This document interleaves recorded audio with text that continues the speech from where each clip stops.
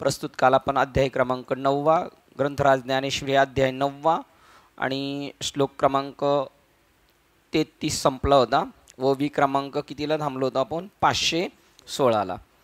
शेवटच्या सत्रात आपण आलेले 9व्या अध्यायाच्या त्यांनी शेवटी सांगितलं तो भक्ती करणं फार महत्त्वाचं आहे आणि भक्ती म्हणजे देवापासून वेगळं नाही. मग तो कोणत्या जाती धर्मातला असला तर आम्हाला काय त्याच्या घेणं घेणं. अगा कुळीच्या ओखटपणा न लगा कोणत्या जातीचा असला तरी जाती अंत्यच व्हावे वरी पशूंच्या आपण आहे ना काय वाक्य.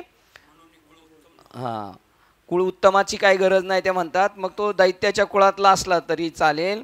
परत त्याच्यात नंतर सांगितलं की दैत्यातल्या कुळातला प्रल्हाद याच्यासाठी मी स्वतः नरसिंह रूप घेतलं आणि इंद्रपणाला जे आहे त्यांना बाजूला सारलं. मला एक भक्ती प्रमाण आहे. भक्ती नाही करत उपयोगाचा नाही. भक्ती करतो आयुष्यभर त्यांनी काय सेल का वाटा काय शेवटची ओळ होती तिथली आपण वाचलेली किती नंबरची होती 416 नंबरची ओळ काय होती पहा बघा की तो किती मोठा असला तरी आणि आचरण पाहता सुभटा तो दुष्कृताचं कीर सेल वाटा. दुष्कृत्य करण्यामध्ये सेल का माणूस येतो सगळ्यात मोठा टॉपर त्याच्यातला.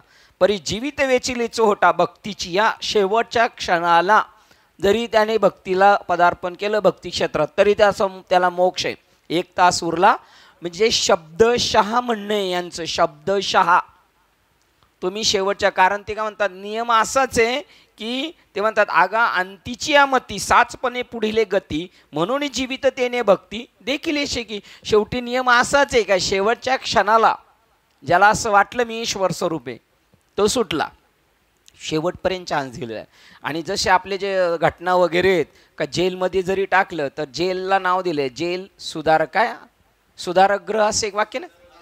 हां, म्हणजे त्याला मारायचं नाही तर याच्यातूनच त्याच्यात आहे. तो पापी असला तरी गीताशास्त्र किंवा सगळी शास्त्र पाप्याला नाही नाव ठेवत पापाला तर नाव ठेवतात. पाप नकोय पापी असलं तर चालेल. तू त्यांनी काय सांगितलं की शरणागत आला काय नाहोनी अनुताप तीर्थे नाहला. अनुतापाने रूपी तीर्थात नाहला माझं चुकलं असं वाटलं आणि तो त्याच्यात घुसला तरी तो सुटला त्याच्यामध्ये मग किती मोठा असला तरी. आणि इकडे सांगितलं तुम्ही लय मोठे आहेत खूप मोठे लोक आहेत पण तुमचा काय उपयोग आहे. खूप प्रॉपर्टी केली जगाला धर्म केलं गरिबांना मदती केली सगळं केलं निंबुळ्या मोडून आला तरी ते कावळे अशी सुकाळ झाला. तुमचा मोठेपणा जो आहे तो इतर लोकांशी झाला. लिंबोळ्या आल्या तर ते काही कोणी खात नाही कावळे सोडून. तसं त्याप्रमाणे ते म्हणतात की तैसा भक्तीहीनू माडीला दोषास लागी. भक्ती नाही त्याच्या जीवनात. आणि भक्ती म्हणजे काय आपण कालच पाहिलं गणगळ्या उगळणे म्हणजे भक्ती नाही तर अनन्य भावाने जाणं. अनन्य ह्या शब्दाला जास्त वेळा याच्यात हे आलेले. अनन्य म्हणजे काय स्वतःचं अस्तित्व शिल्लक न राहणे त्याचं नाव अनन्य. म्हणून एक कुळ उत्तम न व्हावे जाती अंत्यच व्हावे वरी देहाची नेनावे पशुचे लाभे. पशुच्या शरीरात असला तरी चालेल. मग अनन्यत्व कसं त्याचं इतकं उदाहरण जबरदस्त दिलेलं इथे. पाहेपा सावज धरिले पाहेपा सावजे हातेरी धरिले त्याने तया काकुळती माते स्मरेले की तयाचे पशुत्व वाव झाले पावलियानं माते मला प्राप्त झाला ना तो. आता अनन्यत्वाचं किती मोठं उदाहरण दिले हे ओळ घ्यायचे आपल्याला. ह्या 2-3 घेतलेले आहेत ना. अनन्यत्व म्हणजे त्या गजेंद्राला नकराने पकडले त्याचे सगळे रिलेटिव्ह त्याला मागं खेचतात तरी चाले ना. पण तो म्हटला कोण अखिल कोट ब्रह्मांड नायक जो असेल त्याला मी अनन्य शरण आता माझं यांच्यात कोणात माझं मन गुंतलेलं नाही आणि मी तुला शरण आले. अनन्यत्वाचं म्हणजे सगळ्यांबद्दलचं सगळ्या सोडविना बंधू पाठीशी बहीण शेजेची कामिनी भनिक सोयरे भले भले मोठे राजा चौधरी कोणीच नाही बस एक परमात्मा त्याला अनन्य गेला का तो. त्याचंच उदाहरण होतं कालचं एक अभंग होऊन गेला होता की म्हणून शरण जावे पण कसं जावे शरण गेले देवाला पण सर्व भावे मग तो उतरेल पार. सर्व भावाने गेला तर. त्याच्यानंतर शेवटी त्यांनी सांगितलं वाईट माणसाची ही कंडिशन झाली अंत्यजाची ही कंडिशन झाली पशुच्या याच्यात झाली. मग ब्राह्मणांचं काय होईल. ब्राह्मणांचं पण होईल कधी ते ब्राह्मण. ती एक वाक्य त्याच्यामध्ये महत्त्वाचं होतं की जर तो ब्राह्मण आहे नीतिनियम पाळतो आणि मला परत अनन्य आहे तिथे सुद्धा हे वाक्य सोडलं नाही त्यांनी अनन्य तर मी त्यालाही सुद्धा माझ्या धामाला घेऊन जातो. अरे सामान्य लोकांना जर मी टाकतो तर मग याला नाही का मी घेणार, ब्राह्मणांना सोडणार का, अशा प्रकारचं. त्याच्यानंतर शेवटी सांगितलं आता मात्र तुम्ही संसारामध्ये पूर्णपणे व्यस्त राहू नका, कारण या संसाराचं मूळ जे दुःख बांधवडी आहे संसार, त्याला धरून ते म्हणतात म्हणून मृत्यूलोकी सुखाची कहाणी ऐकली कोणी श्रवणी, कैसी सुखनिद्रा अंथरुणी इंगळावरी. मग इंगळाच्या अंथरुणावर झोपल्यानंतर त्याला सुख आयुष्यात कधी भेटणार नाही. त्यामुळं तुम्ही त्याच्या नादी लागू नका. परत त्याच्यानंतर शेवटच्या क्षणात सांगतात की हे वाढदिवस वगैरे चालू आहे त्याच्याबद्दल ते बोलले, दिवसेंदिवस तो काळाच्या आरी जातोय आणि गुढिया तोरणी उभारती आणि उल्हास करतात. जवळजवळ बाळ वाढिया तव तव जव बाळ बाळिया वाढे तव तव भोजे नाचती कोडे. आयुष्य निमाले आतुलीकडे, ती ग्लानीच नाही. आयुष्य हातचं गेलं आपलं, अगदी शेवटचे दिवस राहिले तरीही कळत नाही, ग्लानीच नाही. म्हणजे झोपलेलं तो. त्याच्यानंतर दुसरं उदाहरण त्याने दिले, जन्मलिया दिवसे दिवसे हो लागे काळाचे न्यायसे. तेवढे दिवस काळाच्या मुखात गेलेला आहे.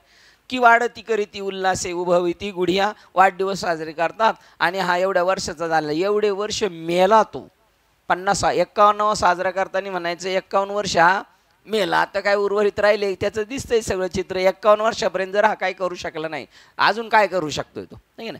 अगं बरं मर म्हणलं कोणी तर राग येतो, हे जा मर तिकडं. मर म्हणलं मला, अगं मर हा बोलूनच राहते आणि मेल्या तरी रडती. परी असते जात आहे, असते जात गणिती गैवसपणे. आता एक एक दिवस चाललेला आहे, मरणाच्या दाराकडे चाललाय, त्याच्यावर इलाज करत नाही. फक्त हा मर म्हटलाय मला, मग तू मरणार नाही का? मग मरणार आहे तर त्याच्यावर काहीतरी इलाज करायला पाहिजे. आणि दुर्धर सापे गळजत आहे उभा की तो मासिया वेटाळे जिबा, तैसे प्राणी अकावना लोबा वाढिली तृष्णा.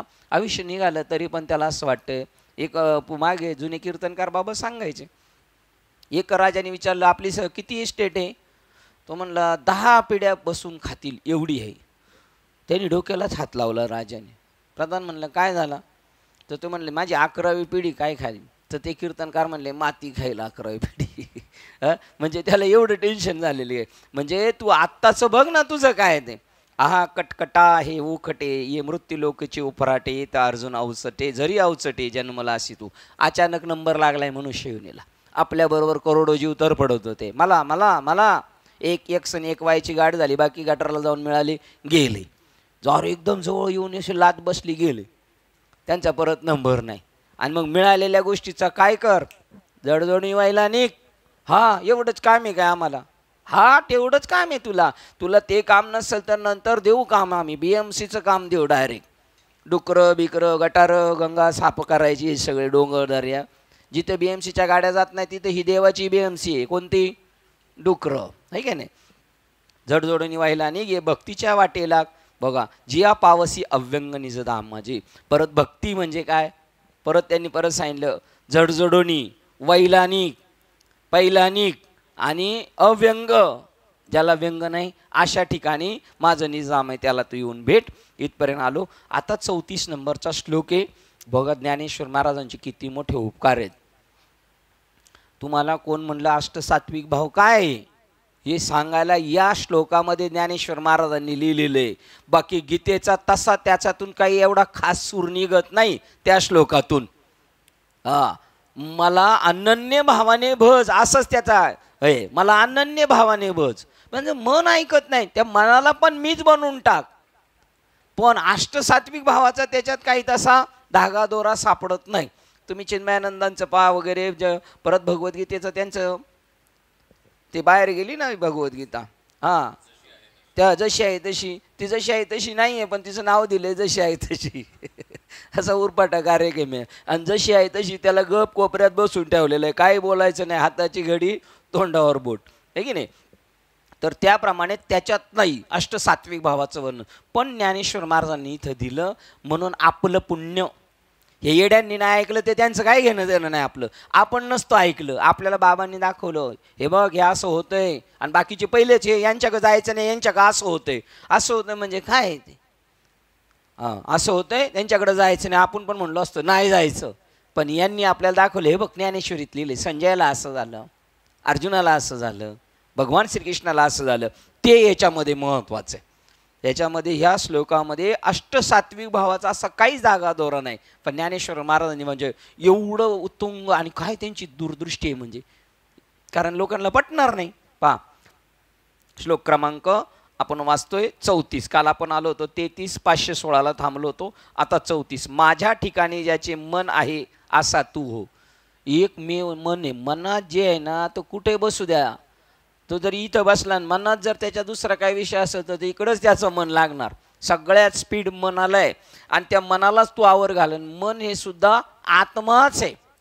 जसं त्या दिवशी काकांचं आमचं या तरी म्हणलं, सगळी लाकडं जी होमामध्ये टाकलेली आहेत ती लाकडं म्हणजे ही शरीरातले तुमचे कर्मेंद्रिय आणि ज्ञानेंद्रिय त्याच्यात आहुती दिलेली आहे. फक्त तिकडं होतं ती जळून खाक होतात आणि इकडं पण जळून खाक होतात. पण नसलेलं जगत जसं दिसतं तसं तुम्ही आपण संपलेले तरी दिसतोय. त्यालाच म्हणतात ना भाजला अग्निकुंडे बीजे घातली त्यांची. आणि ते मन जे ते मन तू माझ्या ठिकाणी अर्पण कर, माझाच बघतो, दुसरं कोणाचा होऊ नको. माझीच पूजा करण्याचे ज्याचे शील आहे असा हो. त्याच्या डोक्यात दुसरं काही नाही. जसं बघा रामदास स्वामी जरी गेले ना पंढरपूरला तरी ते म्हणतात, रामा तू इथं कसा रे येऊन उभा राहिला कटेवर हात ठेवून. बघा काय वाक्य, माझीच पूजा करण्याचे ज्याचे शील आहे असा तो. ज्ञानदेव म्हणे भजा आत्मदेवा. मला नमस्कार कर. इथे कोण बोलते? भगवान कृष्ण नाही बोलत. श्री भगवान वाच माझ्या मूळ स्वरूपाला भज. याप्रमाणे भगवानाच्या ठिकाणी चित्ताला समायित शांत स्थिर कर. आणि अनन्य भाव कधी होईल माहिती का माणसाचा? अनन्य आत्म्यावर दृष्टी जाईल त्यावेळेलाच होईल. बाकी मग इतर दैवतांवर दृष्टी गेली तर ते सगळे वेगवेगळी दैवत दिसतील, तिथं नाही तो अनन्य होऊ शकतात. एक आत्मा सर्व हॉलँड सॉल आहे असं जेव्हा कळेल त्यावेळेला. आणि अनन्य म्हणजे स्वतःचं अस्तित्व सोडून समाहित शांत चित्त स्थिर करून मतपरायण झालेला तू माझ्यासारखा, माझ्या पूर्णपणे परायण, माझ्यामध्ये पूर्णपणे तू वेडा झालेला सर्वांचा आत्मा जो असा मी ईश्वर त्याला प्राप्त होशील. बघा इथे एक क्लिअर करून टाकले का नाही, सर्वांचा आत्मा असा जो मी ईश्वर त्याला प्राप्त होशील. ओव्यांचा अर्थ पाहूया. आता भगवान ब्रह्मरूप होण्यास अधिकार भेदाने साधने सांगतात. त्यात प्रथम आपले मन तू मद्रूप कर, नाही तर माझ्या प्रेमाने भजन करणारा भक्त हो. तसे होत नसेल तर माझ्या उद्देशाने यजन कर, म्हणजे कर्म कर. ते होत नसेल तर सर्व मीच आहे असे समजून मला नमस्कार कर, नमस्कार तरी कर. बघा किती ह्या ओळीचा अर्थ आहे. तू मन हे मीची करी. एक नाही जमत ते म्हणतात माझ्या भजनी प्रेम धरी. आपण एक सरसकट धरतो. यांनी काय केले? त्याचे विभाग केलेत. ही वाक्य तुमच्या ह्याच्यात नसणारे. आता भगवान ब्रह्मरूप होण्यास अधिकार भेदाने साधने सांगतात, हे वाक्य नसणारे. काय त्यात प्रथम आपले मन तू मद्रूप कर, नाही तर तू मन हे मीची करी, माझी या भजनी प्रेम धरी. तिथे नाही तर आहे का वाक्य? नसणार आहे. ते सरसकट आहे. तू मन हे मीच कर, माझ्या भजनावर प्रेम ठेव आणि सर्वत्र मला नमस्कार कर असं सांगितलंय. म्हणजे याच्यात त्यांनी 3 टप्पे काढलेत साखरे बाबाने. तू याच्यातलं एक, तू म्हणे हे मीच करी, जमल का? माझ्या भजनावर प्रेम धर, सर्वत्र नमस्कारी मज एकाते, मला एकालाच नमस्कार. माझेनी अनुसंधाने दे. कसं काय अनुसंधान? जसं गाडी चालवताना आपण सगळ्यांशी बोलतो, घरातल्यांशी वगैरे, आणि रस्त्याला आडवा माणूस आला का ऑटोमॅटिक ब्रेक पाय जातो, कारण त्याचं कशावर लक्ष आहे? ड्रायव्हिंगवर. जरी बोलत असला, काही खात असला तरीसुद्धा. तसं प्रथम मन कर, नाहीतर माझ्या प्रेमाने माझा प्रेमाने भजन करणारा भक्त हो. तसे होत नसेल तर माझ्या उद्देशाने यजन कर, म्हणजे मग कर्म कर. ते होत नसेल तर मीच सर्व आहे असे समजून मला नमस्कार कर, तरी नमस्कार तरी कर. तुमचा अर्थ वाचा.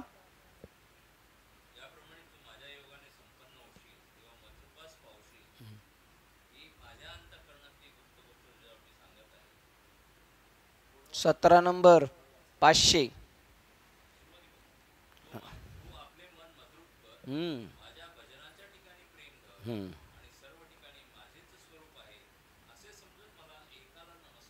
ती सरसकट आहे आणि याच्या बरोबर यांनी 3 टप्पे काढले. हे पहा, जो माझ्या अनुसंधानाने मनातील सर्व संकल्प पूर्णपणे जाळून नाही तसे करतो, तोच माझे चांगला यजन करणारा असे पावतो. हा संकल्प बस भगवत स्वरूप आहे सगळं. आणि त्या अनुसंधानाने, माझ्या अनुसंधानाने, काय अनुसंधाने, सर्व संकल्प जाळून टाकतो. कशाने जळतील? मी ब्रह्म आहे, मी ब्रह्म आहे, मग मी शरीर आहे, मी अमुक आहे, मी तमुक आहे, मला अमुक करायचे, हे सगळं जळून जाणार. मी ब्रह्म आहे, मी नाहीसे करून टाक, तोच माझे चांगले भजन करणारा, यजन करणारा असे नाव पावतो. असा माझ्या योगाने संपन्न होशील, त्यावेळेस माझ्या स्वरूपाला पावशील. ही माझ्या अंतःकरणातील अत्यंत गुह्य गोष्ट मी तुला सांगत आहे. बघा, असं झालं तर तू मला येऊन भेटशील. ही अत्यंत गुह्य गोष्ट, शेवटचा श्लोक. आणि तिकडे पहिल्या श्लोकात सांगितले अत्यंत गुह्य असं ज्ञान मी तुला सांगतो. बघा कसं त्याचं मिळवणी करतायत. आता कीर्तन करताना अभंगाची मिळवणी, प्रवचन करताना घेतलेल्या ओव्यांची शेवट मिळवणी, नाही तर मध्येच झालं पुंडलिकावर देव, तसं नाही, मिळवणी. असा माझ्या योगाने संपन्न होशील, त्यावेळी माझ्या स्वरूपाला पावशील. ही माझ्या अंतःकरणातील अत्यंत गुह्य गोष्ट तुझ्याजवळ मी सांगत आहे. अरे सर्वांना चोरून ठेवलेली अशी आमची सर्वस्व गुप्त अशी गोष्ट म्हणजे अध्यात्म विद्या, ती प्राप्त करून घेतलीस तर सुखरूप होऊन राहशील. बघा सर्वांपासून तिकडं आई वडील वगैरे, बघा कसं मिळवणी चालू आहे. बघा कशी वेळ 4520 काय बघू. अगा अवधिया चोरिया आपुले, जे सर्वस्व आम्ही असे ठेवले, ते पावोनी सुख संचले होनी ठासी. आता हे म्हणणार काय चोरून ठेवलं, इथं तर सगळं सांगतच बसले, काय चोरून ठेवलं अवघापासून. आता हे आपल्याला कळते. अरे सर्वांना चोरून ठेवलेली अशी, सर्वांपासून, इकडे काय लिहिले, सर्वांना. अगविया चोरिया आपुले, अरे सर्वांना चोरून ठेवलेली अशी आमची सर्वस्व गुप्त अशी गोष्ट म्हणजे अध्यात्मविद्या, ती प्राप्त करून घेशील तर सुखरूप होशील. सगळ्यांपासून चोरूनच ठेवली ना, जनरल पाहिलं तर. छे किती चोरून ठेवली बघा. भगवान शंकर त्यांनी त्यांच्या पत्नीला कधी अनुग्रह दिला आहे? मच्छिंद्रनाथाच्या जन्माच्या वेळेला. म्हणजे मच्छिंद्रनाथाचा जन्म कलियुगाचा प्रारंभ होताना झालेला आहे. आणि यांचं लग्न कधी झालेलं आहे? कृतयुगातलं जोडपं. संसार पार शेवटाला कडेला, सेम आपल्यासारखं झालं म्हणायचं. कडेला जाता जाता जाता अनुग्रह भेटलाय. म्हणजे टॉपर ठरले मच्छिंद्रनाथ, त्यांना सत्वर. आणि हिला बघा आता पार्वतीला, बरं पार्वतीला एवढे ते म्हणतात, तुला चांगला विचार सुचला म्हणून तू विचारला प्रश्न, हे लय बरं केलं. म्हणजे हिला चांगला विचार कधी सुचलाय बघा, सगळा संसार उलगत आला तेव्हा. आणि नानांनी सांगितलं त्याच्यात पण म्हणले, नारद मुनी कळ लावून गेले होते, अगं तुझा नवरा काय नामचिंतन करतो, जरा विचार करते का नाही तू. म्हणून तिने हट्ट धरला, ओ सांगा मला, सांगा मला. तेव्हा सांगितलं. नाही तर नारद मुनी नसते भेटले तरी पण असंच झालं असतं. आता ही कळ लावली, ही चांगली लावली का नाही. संजय धृतराष्ट्राला सांगतो, म्हणजे बघा ना, तिकडे उद्धवाला जाता जाता, पार्वतीला सुद्धा जाता जाता, आणि पोटात असताना कोणला, प्रल्हादाला, आणि इकडे मच्छिंद्राचा. साम्य किती आहे बघा. आणि अध्यात्मविद्या हे 520 मध्ये कुठं वाक्य आलेले नाही आलेलं. मग हे साखरे बाबांचं आहे. तुमची पण आता 520 वाचणार आहे आपण. बघा, आईसे अगविया चोरिया आपुले, काय चोरून ठेवलं, 19 नंबर, चोरून ठेवलेले जे सर्वस्व आम्ही असे ठेविले, सगळं चोरून बाजूला ठेवलं, ते पावनी सुख संचले होऊन ठासी, ते तुला भेटलेले आणि तू तसा हो. काय गुप्त ठेवलेले, 520 वाचा.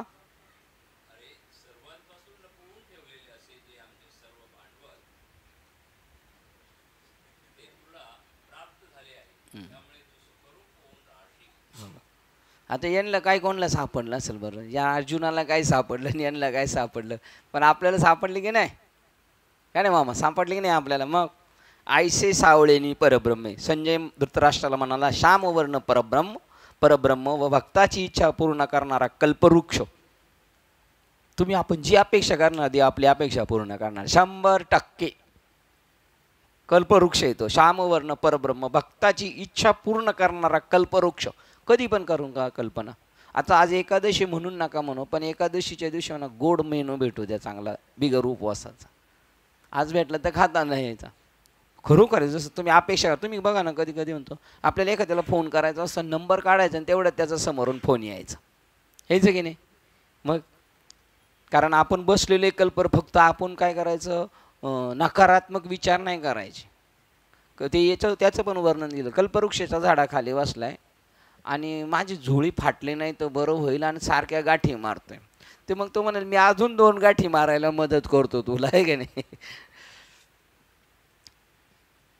श्याम वर्ण परब्रह्म व भक्ताची इच्छा पूर्ण करणारा कल्पवृक्ष जो श्रीकृष्ण तो याप्रमाणे बोलला. संजय धृतराष्ट्रास म्हणाला, अहो नीट ऐकत आहात ना. एका बार घरच्या माणसासारखं सांगितलं, अहो नीट ऐकत आहेत ना. पण हे ऐकून ज्याप्रमाणे रेडा महापुरात आला तरी त्यास न जुमानता पाण्यातच बसतो, उठत नाही, त्याप्रमाणे हा कृष्ण अर्जुन संवाद ऐकून हा म्हातारा धृतराष्ट्र स्वस्थ वृत्तीवर परिणाम न होता बसला होता. याच्यावर ताण आणला, ताण माऊलींनी 15व्या अध्यायामध्ये. धृतराष्ट्राला मोक्ष भेटला का नाही? धृतराष्ट्राला मोक्ष भेटला की नाही? भेटला मोक्ष. अहो हे कानात पडले हे काय सामान्य आहे काय? हे साधं आहे काय? पायाला भेटलं तरी काय साधं आहे काय? धृतराष्ट्राचा मोक्ष शेवटपर्यंत ते हाडाडच करीत होतं. पोरं मेली तरी म्हणला यांना संपवायचाच बेत करायचा. लय चॅप्टर लोक होते. परंतु जेव्हा द्राक्षे दूध घातले तेव्हा वाया गेले की जेव्हा फळ टाकलं, द्राक्षाच्या बुडाला पाणी दूध टाकलं आणि द्राक्ष तोंडात टाकले का मग कळतं अरे गोड आहेत दुधासारखे. संजयाने सांगितलं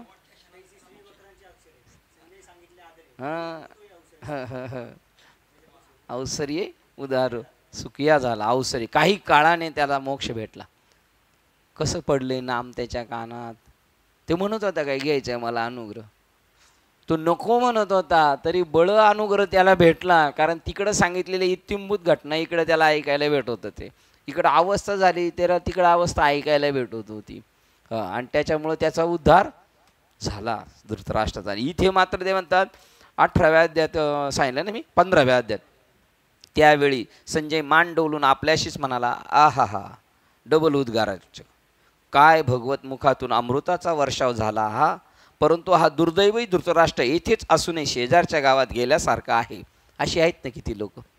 तरी पण मग तुमचा पण भरोसा पाहिजे. तुमच्या बाबांचं दर्शन घेतलं, बाबांच्या पाया पडलंय, तो बाबांनी त्याला पाहिलेले, बाबांचं कीर्तन ऐकलं, तरी कीर्तन ऐकल्यावर उद्धार होईल का बाबांचं?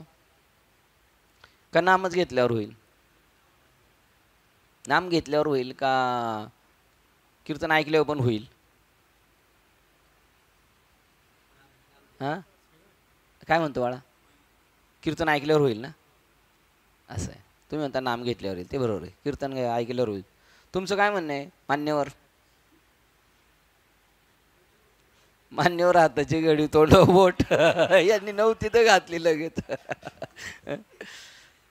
काहींना कीर्तनाने, काहींना नामस्मरणाने, काहींना दर्शनाने, स्पर्शाने, असा अनेक जणांचा त्यांनी उद्धार केला. एकनाथी भागवत अध्याय मला वाटतं 2 श्लोक क्रमांक 40 किंवा 3ऱ्या अध्यायातला 31-32.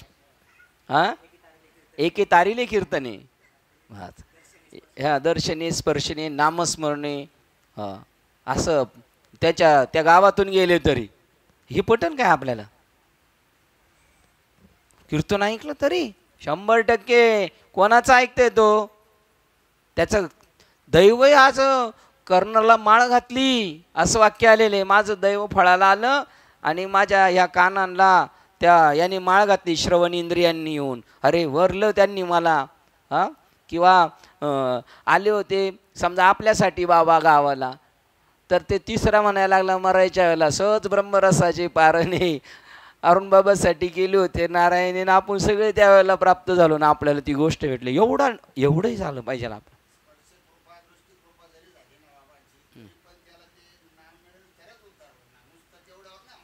असा विषय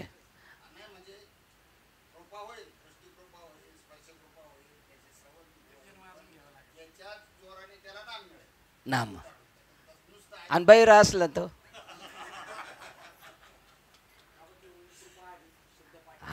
तीच ओळ सांगा साहेब तुम्ही आता.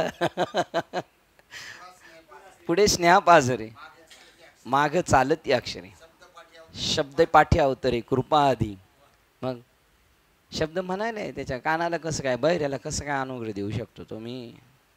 ती तर घरी बाबाची मेघ, बहिऱ्याला अनुग्रह द्यायचं असे. हे सुईसुईनी आहे सगळं, सुईसुईनी आहे सगळं, आहे का नाही? यांची आहो बहिऱ्यावर याची दृष्टी पडली तरी कामदार. आणि जर का त्याने हात मारलात पाठीवर आपल्या, भाग्यच पळाला आलं. हे असो दिठी जयावरी झळके की माथा पद मोपारुके. मजा आहे काय? बाबाजी चैतन्य तुकाराम महाराजांचा डोकं आठवला, लावला फोटो आहे. तो जीवची बरी तुके महेशाच्या, शंकराच्या बरोबरीचा. पटेल का आपण शंकराच्या बरोबरीचे? हा वरती गेला गिरनारला आणि सूर्याबरोबर फोटो काढतोय 10,000 पायऱ्या चढून. अरे म्हणलं तुला आनंद होणार, त्याच्यापेक्षा जास्त सूर्याला. अरे माझा काय गुरुबंधू आला, माझा गुरुबंधू वर आला, एवढा बारीक गुरुबंधू एवढं वर आला. भाग्य फार आहे आपलं. काय शुकशुक बोलला ना, शुकशुक, तरी सुद्धा त्याचं कल्याण आहे. बघा काय म्हणले ते, नाही कोण तो भाग्याचा, ऐशी अशी बोल. पाया पडताना जरी म्हणले बाबा, पाया पडताना त्याला म्हणले जय हरी, ते फुगीर असलं तरी त्याचं कल्याण होईल. ते म्हणतो मग आपली काय ताकद आहे? आपल्याला नाही पटणार, आपल्याला पटायला तेवढे दिवस जाणार, मग पटणार आपल्याला. त्यावेळी संजय मांडोलून म्हणाल, बघा तरी पण आमचा हा धनी असल्यामुळे अशा रीतीने त्याला स्पष्ट बोलले असता आमची वाणी दूषित होईल, म्हणजे मला दोष लागेल. पण याचा स्वभाव असा असल्यामुळे येथे कोणी काय करावे असो, परंतु मुनिश्रेष्ठ व्यासदेवाने श्रीकृष्ण अर्जुन संवाद धृतराष्ट्रास सांगण्याच्या निमित्ताने माझे रक्षण केले, माझा उद्धार केला, माझे मात्र भाग्य धन्य होय. बघा जर याला नसतं आलं तर, समजा आपण माळ घातली आणि बायकोनी नाही घातली तरी तिचा उद्धार होणं, बायकोनी माळ घातली नवऱ्याने नाही घातली तरी पण त्यांचं आडनाव भेटलं नसतं ते हे इकडं आले नसते. हा जर इकडं कामाला नसताना हा म्हणला असता मला नको याला द्या, मला नको म्हणून याला द्या, तो जर म्हणला असता मला पाहिजे तर याला भेटलं नसतं. राहिलं का ते असं ना 22. मग बघा त्यावेळी मान डोलून आपल्याशीच म्हणाला, आहा भगवत मुखातून अमृताचा वर्षाव झाला हा, परंतु हा दुर्दैवी धृतराष्ट्र येथेच असून शेजारच्या गावात गेल्यासारखा झाली होती.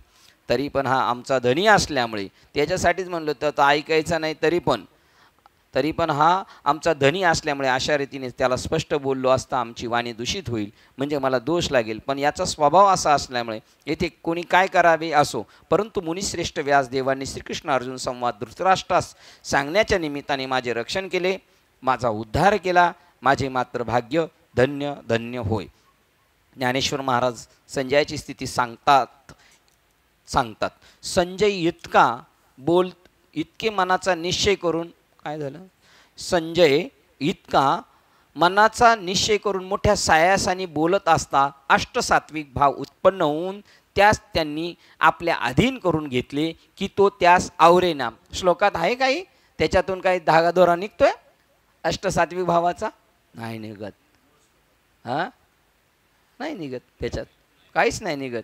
काय श्लोक असा आहे, वाचा साहेब श्लोक आहे, मना भव मद भक्तो मद्याजीमा नमस्कारू मामे वैश्यसी युक्ते मेव आत्मन मतपरायणा. हां मला तो त्याचा अर्थ काय दिला इकडे, सामायिक स्थिर चित्त करून मतपरायण झालेला तू सर्वांचा आत्मा असा जो ईश्वर त्याला मला प्राप्त होशील.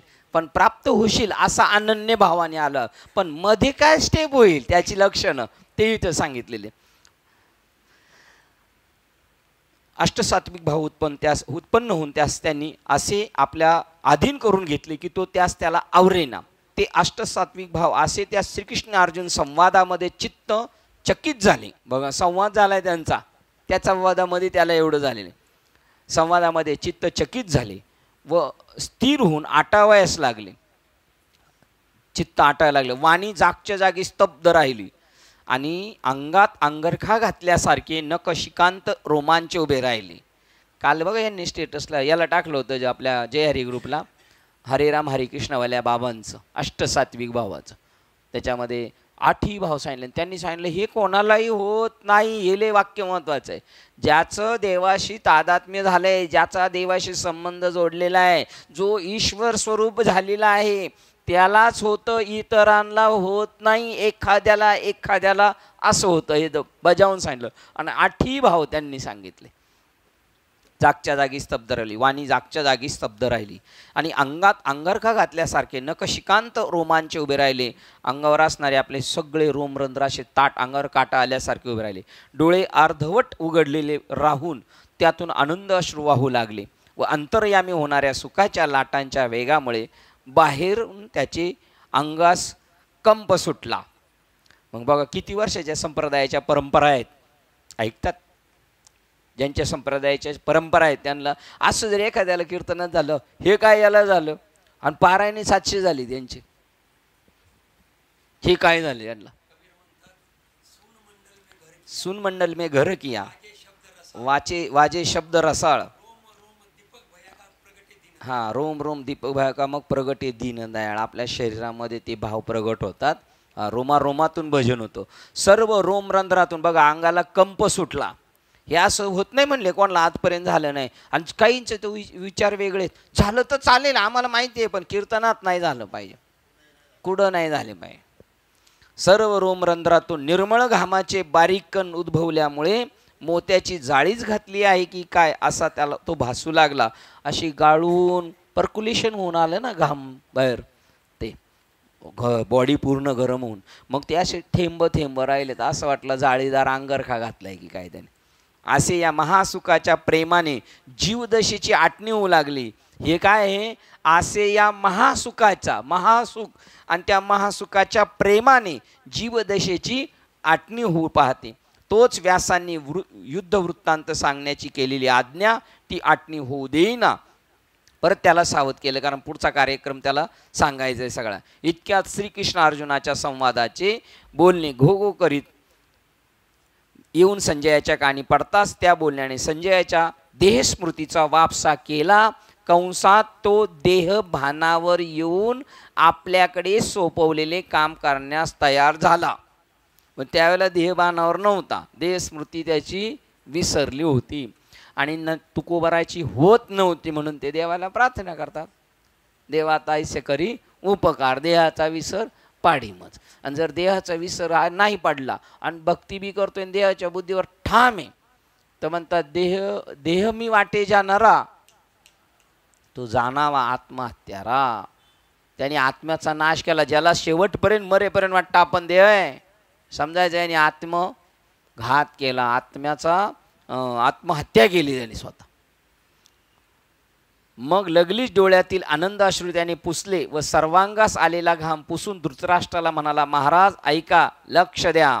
बघा डोळ्यातील अश्रू पुसले, सर्वांग आलेला घाम पुसला आणि धृतराष्ट्राला म्हणाला, महाराज ऐका, इकडं लक्ष द्या. कारण तो लक्ष द्याच म्हणणार होता, त्याला काही दिसतच नव्हतं हे झालेलं सगळं. कोणाला? हे ज्याला दिसत नाही त्यांना समजायचं, त्यांच्या डोळ्यावर पट्ट्याच बांधलेल्या आहेत. आता श्रीकृष्ण वाक्यरूपी हीच कोणी उत्तम बीजे व त्या संजयाच्या अष्टसात्विकतेची बिवडाची जमीन मिळाली पाहिजे. जमीन मिळाली. पहिले पीक काढल्यानंतर दुसऱ्या पिकास तयार होणाऱ्या जमिनीस बिवड म्हणतात. म्हणजे पूर्वार्धाच्या ज्ञानाचे पीक संजयाच्या अंतःकरणात आलेच आहे. आता उत्तरार्धातील ज्ञानाचे पीक होण्यास संजयाच्या अंतःकरणाची तयारी आहे व त्यामुळे श्रोत्यांनाही सिद्धांतरूप पिकाचा सुकाळ होईल. काय याच्यातून दिग्दर्शित झालं बघा बरं. परत एक वाक्य म्हणतो मी, बघा तुम्ही. आता श्रीकृष्ण वाक्यरूपी हीच कोणी उत्तम बीजे त्या संजयाच्या अष्टसात्विकतेची बिवाडाची जमीन मिळाली. वाक्य काय इकडे किती नंबरची ओवी आहे ती? 33चा किती मोठा अर्थ आहे बघा. 33. आता श्रीकृष्ण वाक्य बीज निवाडू, बीजा निवाडू. 14चा अर्थ काय दिलेला आहे? श्रीकृष्ण हेच निवडक बी, आणि संजय सात्विकाचा बिवडू. 15 बिवडू म्हणजे खतावलेली जमीन म्हणून श्रोत्या होईल सुरवाड प्रमेय पिकाचा. आता मला याच्यातून तुम्हाला मी प्रश्न विचारतो इनडायरेक्टली आपल्याला. संजयाच्या अष्टसात्विकाची बिवाडाची जमीन मिळाली. पहिले पीक काढल्यानंतर दुसऱ्या पिकास तयार होणाऱ्या जमिनीस बिवड म्हणतात. आता एक अजून झाले. आता अजून पुढं तुम्हाला उत्तराला मदत आहे. ही एक उत्तर भेटलेलं आहे, अजून एक उत्तर भेटणार. तुम्हाला कळालं वाटतं विनायकला. म्हणजे पूर्वार्धाच्या ज्ञानाचे पीक संजयाच्या अंतःकरणात आलेच आहे. उत्तराला मदत आहे.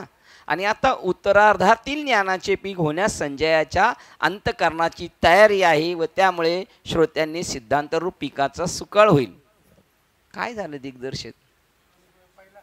शाबास, क्या बात है. अरे वा. अनुग्रहाचं कामात बिवड झाला, अष्टसात्विक भाव झाले. म्हणजे आता पुढे बी पेरायला अर्जुन ते जसं लुसलुशीत वाफा केला ना, आता ज्ञानदेव म्हणे चाडे सद्गुरूंनी केले माथा. किती सुप्त आहे का नाही? तिकडं आहे का काही तसं? हे साखरे बाबांचं आहे. एवढा मोठा अर्थ आहे. अर्थ आहे अजून त्याच्या पुढे जातो. संजयाच्या अंतःकरणाची झालं, त्यामुळे श्रोत्यांना सिद्धांतरूपी पिकाचा सुकाळ होईल. ते तिचा अर्थ वाचा.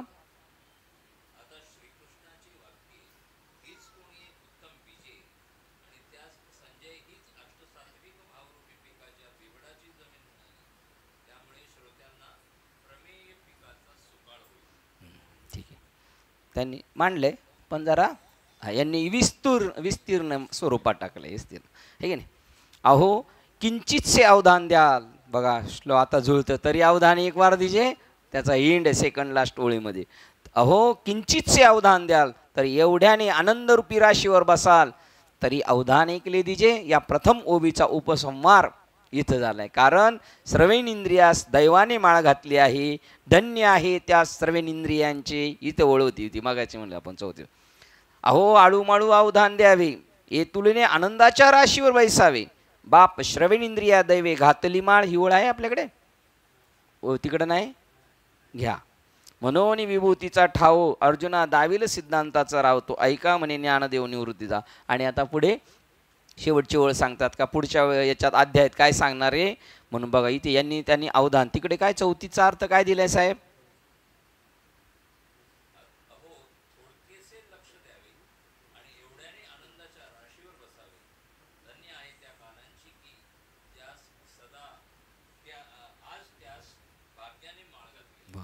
आणि यांनी कंसा दिले तरी अवधान ऐकले दे ज्या. या प्रथम ओबीचा उपसंहार करतात. त्याची कशी लिंक आहे बघा. म्हणून ईश्वर विभूतीची जी स्थळे आहेत तो सर्व सिद्धांचा राजा जो भगवान श्रीकृष्ण तो अर्जुनास दाखविल. श्री निवृत्तनाथांचे शिष्य ज्ञानदेव म्हणतात तो कथा प्रसंग ऐका. बघा 9व्या अध्यायाला आपण इथे निरोप देतोय.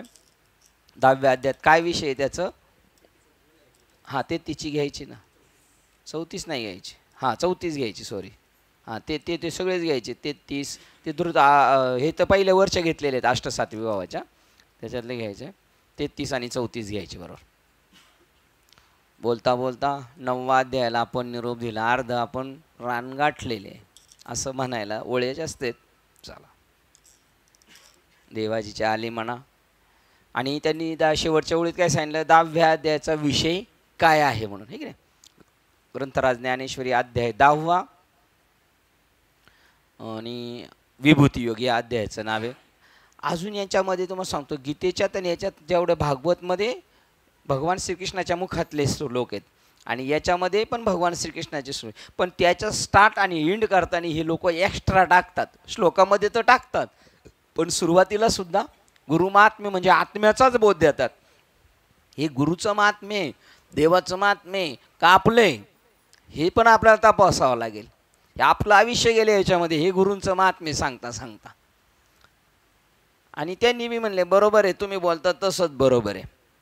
हे श्रीगुरु ब्रह्मज्ञानाचा स्पष्ट बोध करण्यात चतुर, विद्यारूपी कमलाला विकसित करणारे म्हणजे श्रोत्रिय आणि परारूप वाणीचा विषय जी स्वरूप स्थिती हीच कोणी एक प्रमदा म्हणजे तरुण स्त्री हिशी विलास करणे म्हणजे ब्रह्मनिष्ठ असे जे आपण त्या आपणास नमस्कार असो. बघा ह्या सगळ्या संस्कृत ओळी सगळ्या काय म्हणले? ब्रह्मज्ञानाचा स्पष्ट बोध करण्यात चतुर आहेत.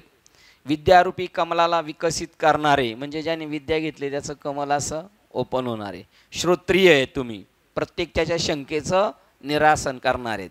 आणि परारूप वाणीचा विषय जी परारूप ज्ञानवाणीचा विषय जी स्वरूप स्थिती हीच कोणी एक प्रमदा, म्हणजे डायरेक्ट स्वरूप स्थितीशी संबंध जॉईन करून देणार आहेत तुम्ही.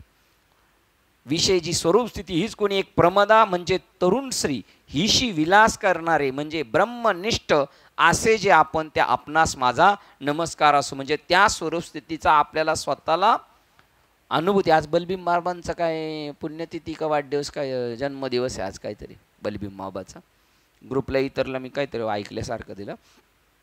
हे जसं त्याच्याशी संबंध घडून आणतात कशाशी, ब्रह्मविद्येच्या योगाने त्या ब्रह्मस्वरूपाशी संबंध जॉईन करून देणारे तुम्ही आहात. संसारूपी अंधकाराचा म्हणजे अज्ञानाचा नाश करण्यात सूर्याप्रमाणे अति निरुपम असीम सामर्थ्यवान व तारुण्यभरात असणाऱ्या चौथ्या तुरीय अवस्थेचे सहज लीलेने पालन करणारे असे जे आपण त्या आपणास माझा नमस्कार असो. बघा, संसारूपी अंधकाराचा, अज्ञानरूपी संसारात आपण सापडलो, त्याचा अज्ञानाचा नाश करणारी 16व्या अध्यायाप्रमाणे मावळती विश्वाभासू नवल उदयला चंडवंश तशी आहे. आणि त्या अज्ञानरूपी संसाराचा नाश करणारे अति निरुपम अति असीम सामर्थ्यवान, एवढं सामर्थ्य किती मोठा असू द्या ना, त्याला म्हणतात तुका म्हणे ते पाहिजे येरा गाबाळाचे. एवढं सामर्थ्य कसाही असला तर त्याला ब्रह्मरूप करणार ते. कसाही असला तर, कारण जो येणार आहे तो कसा नाहीच आहे, आपण वरदृष्टीने पाहणार हा कसाही असला तर. आणि ते सामर्थ्य कोणाचं आहे? ब्रह्मविद्येचं सामर्थ्य. त्यांच्याकडे जे हत्यार आहे त्याचं सामर्थ्यवान व तारुण्यभरात असणाऱ्या चौथ्या तुर्यावस्थेचे सहज लीलेने पालन करणारे असे जे आपण त्या आपणास माझा नमस्कार. तुर्यावस्था म्हणजे ब्रह्मस्वरूपाशी एकजीव झालेले, तो ब्रह्मस्वरूपच झाला तुर्यावस्थेमध्ये. आणि त्याचं आपण सहज लीलेने पालन करणारे, सर्व जगाचे पालन करणारा, कल्याणरूप रत्नाची खान, सज्जनरूप वनातील चंदनासारखे श्रेष्ठ आणि ज्याचे स्वरूप आराधन करण्यास योग्य देव असे जे आपण त्या आपणास माझा नमस्कार असो. बघा, सज्जनांच्या रूपी वनातलं चंदनातलं झाड आहे तुम्ही. भक्तांच्या चतुर्चित्त रूप चकोर पक्षास आनंद देणाऱ्या चंद्रा, ब्रह्मानंद रूप अनुभवाचा राजा. बघा, भक्ताच्या चित्ताला चकोर पक्षाप्रमाणे जसा चंद्राला पाहिल्यानंतर जसा त्याला आनंद होतो तसा तुम्ही आनंद देणारे ब्रह्मानंद रूप अनुभवाचा राजा. आणि श्रुतीच्या तात्पर्य विषयभूत ज्ञानाच्या समुद्रा. श्रुतीला काय सांगायचं? आत्मज्ञान, त्याचा सहज तू बोध करून देणार आहे. विषयभूत ज्ञानाच्या समुद्रा, ज्ञानाचा जसा सागर, हे पण ज्ञानाचा सागर सका माझा ज्ञानेश्वर असे. आणि मदनाचा गर्व नाहीस करणारे असे जे आपण त्या आपणास माझा नमस्कार असो. शुद्ध भावयुक्त ज्ञानाच्या भजनास पात्र, शुद्ध भावयुक्त ज्ञानाच्या भजनास पात्र, संसारूपीचे हत्तीचे गंडस्थळ फोडणाऱ्या व जगाच्या उत्पत्तीचे स्थान असणाऱ्या अशा हे श्री गुरुराया, त्यांच्यातून जग निर्माण झालेले. त्याच्यानंतर शुद्ध भावयुक्त भजनास, ज्ञानाच्या भजनास पात्र असणाऱ्या आणि संसारूपी हत्तीचे गंडस्थ, म्हणजे माजलेला आहे संसार हत्ती, त्याला 12 तो एवढा पॉवरफुल हत्ती, आणि त्याचं गंडस्थळ फोडणारा म्हणजे त्याला संपवणारा, त्या संसाराला लाथा मारणाऱ्या अशा श्री गुरु तुम्हाला नमस्कार. आणि जगाचं निर्माण तुम्ही केलेले, तुम्हा प्रत माझा नमस्कार असो. तुमच्या कृपारूपी गणेश, तुमचा कृपारूपी गणेश जेव्हा आपला सामर्थ्यरूप प्रसाद देतो तेव्हा लहान मुलालाही सर्व शास्त्रविद्येत प्रवेश घेऊन गुह्य सिद्धांताचे ज्ञान होते. 6 नंबरची ओळ काय बघू?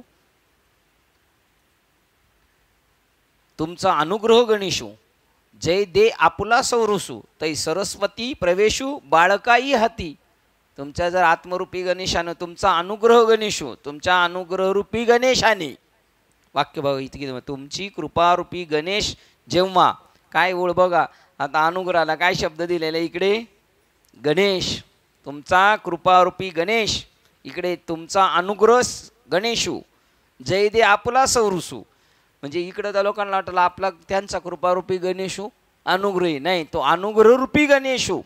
सगळ्या गोष्टीला कसे आपण म्हणतात गणेशाची पूजा आहे ना, तसा अनुग्रहरूपी गणेशू जेव्हा भेटणार, जय दे आपुला सौरसू 12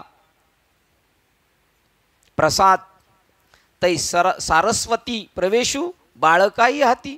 बघा सारस्वती म्हणजे त्याच्या मुखावरती सरस्वती येऊन बसणार, तो बोलू शकतो. 6 नंबर आहे का? हां इकडे बरं. हे श्री गुरु आपली उदारवाणी जेव्हा आश्वासन अभय वचन देते, तेव्हा शांताधिक नवरस रूपी अमृत समुद्राचा थांग लागतो. बघा काय 7 नंबरची ओळ. एवढ्या याच्यात गूढ अर्थ नाही. बघू तिकडे काय. हे श्री गुरु आपली उदारवाणी जेव्हा आश्वासक अभय वचन देते, तेव्हा शांताधिक नवरसरूपी अमृत समुद्राचा थांग लागतो.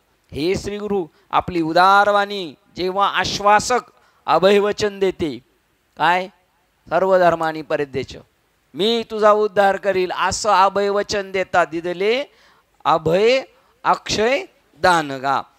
तेव्हा शांताधिक नवरसरूपी अमृताचा समुद्राचा थांग लागतो. 7 नंबरचा इकडचा अर्थ पाहू आणि मग तिकडे 6 आणि 7 ओळ वाचूया. जै दैविकी उदारवाचा, जे उद्देशू दे नाभी कराचा, तै नवरसू सुधाब्दीचा थाव लागे. बघा इकडं ओळी उलट अवघड आहे त्याच्यापेक्षा. काय अर्थ आहे तिकडे साहेब 6 आणि 7चा?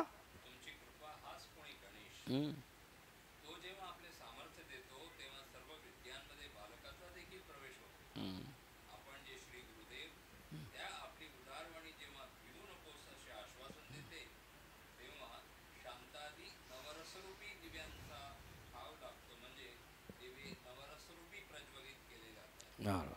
6 नंबर ओळ घ्यायची. हां तिसरा महाराज जेव्हा आपली प्रेमरूपी सरस्वती मुकयाचाही अंगीकार करते, तेव्हा ग्रंथ करण्याच्या बाबतीत तो बृहस्पतीशी सुद्धा पैंज मारू शकतो. बघा 6 आणि 8 जुळती इकडं. 6 आणि 8 तिकडे तुमचा जेव्हा अनुग्रह होईल तो लहान मुलाला सुद्धा शास्त्रविद्येत प्रवेश भेटेल गुह्य ज्ञानात. आणि त्या मुक्याला सुद्धा म्हणजे लहान मुलगा हा एक भाग सांगितला आणि याच्यात दुसरा एक भाग सांगितलाय. काय मुक्या माणसाला लहान मुलाला शास्त्र सिद्धांत कळतील आणि मुका बृहस्पतीशी बोलेल, पैंजेने ब्रह्मज्ञानाच्या चर्चा करील. ही पंगुम लंगते गिरी. याचा अनुभव आहे की नाही आपल्याला? हे आपल्याला अनुभव काय बोलते ती. बाप रे बाप.